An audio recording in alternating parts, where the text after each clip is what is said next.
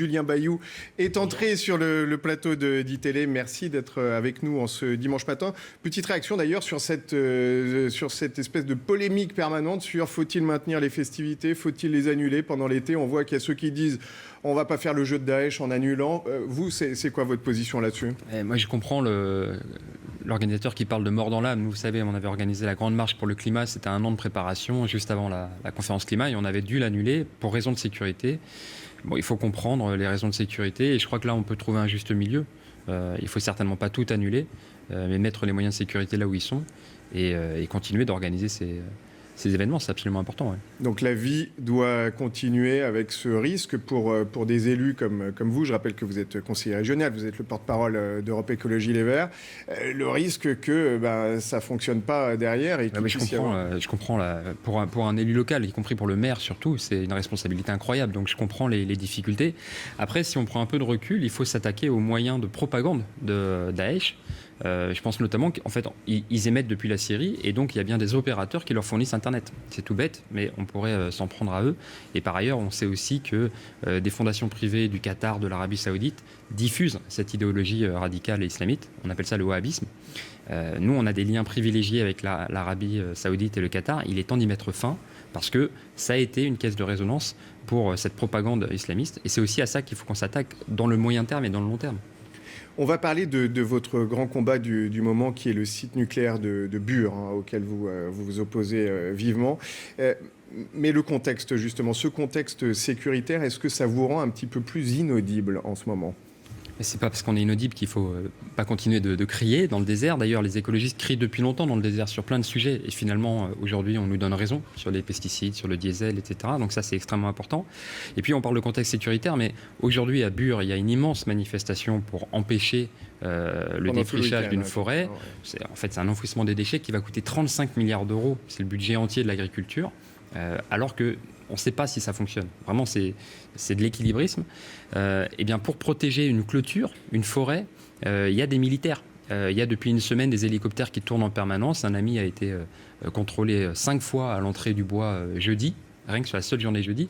Et donc, je pense qu'il y a aussi une démesure. C'est-à-dire qu'on voit bien que les moyens de sécurité, policiers, gendarmes, militaires, ils doivent être au service de la vie quotidienne, de la protection des Français et pas de la protection des intérêts de je ne sais pas quel lobby nucléaire. Alors vous dites que vous criez dans le désert, peut-être aussi parce que vous n'avez toujours pas de candidat, par exemple, à la présidentielle. Nicolas Hulot n'y va pas, finalement. On ne sait pas très bien qui va y aller pour vous. Est-ce que le fait qu'il y ait ce manque de leadership, peut-être, ça vous nuit aussi en ce moment ? On est en train de s'organiser. C'est vrai qu'on comptait beaucoup sur Nicolas Hulot, qui finalement n'y va pas.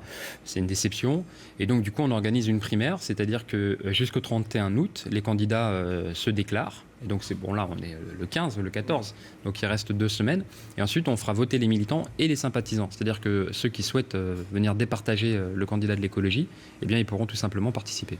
On a l'impression que votre parti est en crise permanente, qu'il y a des guérillas internes, que tout le monde se dispute. Or, la parole écologique, elle est malgré tout assez forte dans la population et elle va pas s'incarner au final. Est-ce qu'il n'y a pas une forme d'irresponsabilité ? Mais non, je viens justement de vous dire qu'on est en train de s'organiser. Et puis, la petite ritournelle sur les écolos divisés, je pense que ça a été difficile. Il y avait une part d'opportunistes qui souhaitaient à tout prix rentrer au gouvernement. Je pense que le mouvement a tranché, maintenant c'est clair. Et non, je pense qu'on est au contraire sur le terrain. Il y a des écologistes qui sont à Bure, comme à Notre-Dame-des-Landes, et comme dans tous les combats importants pour justement la planète, la biodiversité, et puis la justice sociale.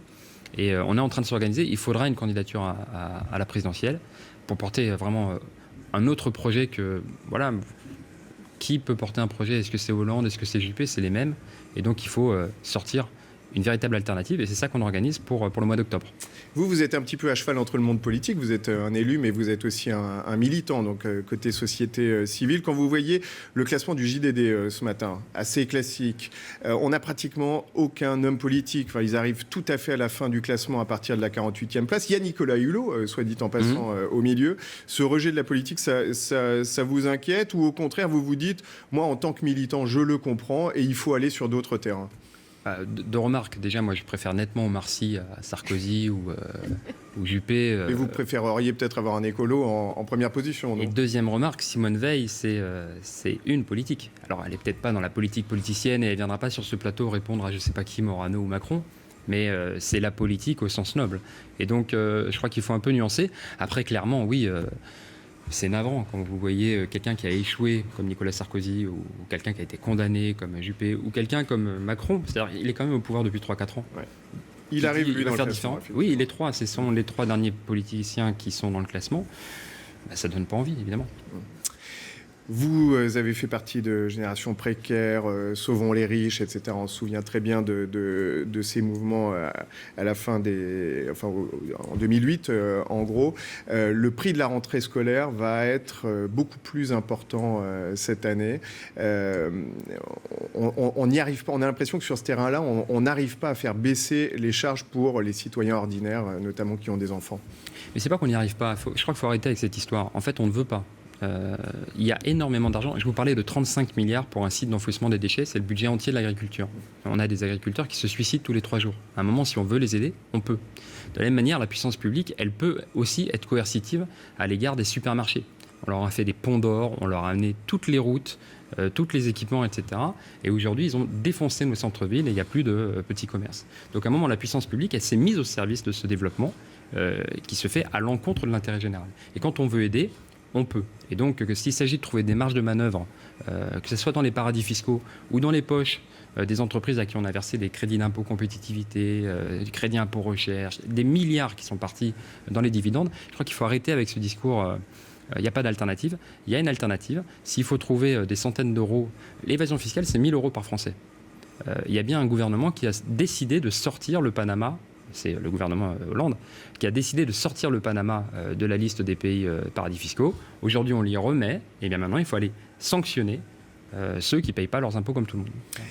Un tout petit mot de François Hollande qui nous permet de faire la jonction aussi avec les Jeux Olympiques. Quand vous l'avez vu, pratiquement seul chef d'État occidental se déplacer là-bas, évidemment pour faire un peu de lobbying pour Paris 2024, vous vous êtes dit quoi ? Ouais, je pense que les Jeux Olympiques sont en partie dénaturés, c'est un coût phénoménal. On sait aussi que nombre d'équipements sont en jachère complète après et ça coûte extrêmement cher.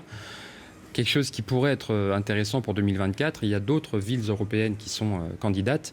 On pourrait les décentraliser. On ferait la natation ici et puis telle autre partie à Rome et Hambourg. Ça amoindrerait les coûts. Ça permettrait aussi de redonner un peu de sens au projet européen. Ça, c'est une proposition, je pense, qui dresse un horizon. Après, le fait d'aller faire son lobby contre je ne sais pas quel machin pour obtenir...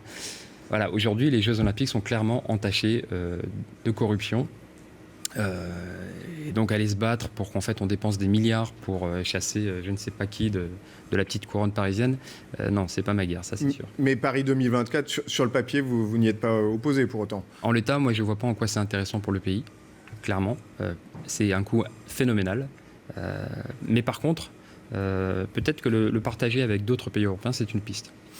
Merci beaucoup d'être venu sur notre plateau, Merci Julien beaucoup. Bayou, ce matin. Je rappelle que vous êtes porte-parole d'Europe Écologie Les Verts et conseiller régional Île-de-France. Merci, on vous souhaite une bonne fin de week-end, de demi-week-end, ouais. puisqu'on est quand même dimanche.